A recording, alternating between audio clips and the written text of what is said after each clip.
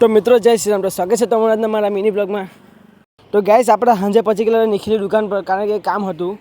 તે કામ પતાવીને પછી આપણે આપણા મંડપમાં નાચવા નીકળી ગયેલા હતા. તમે જોયો ને વિડીયોમાં.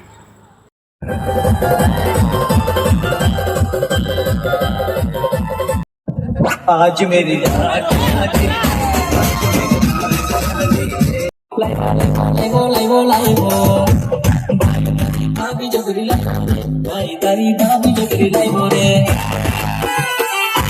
તો મિત્રો પછી આપણે પછી ગયેલા કલવાડા. ત્યાં બી એક લગ્ન હતા દોસ્તાની બહેનના. ત્યાં બી અમે બહુ નાચવા ગયેલા.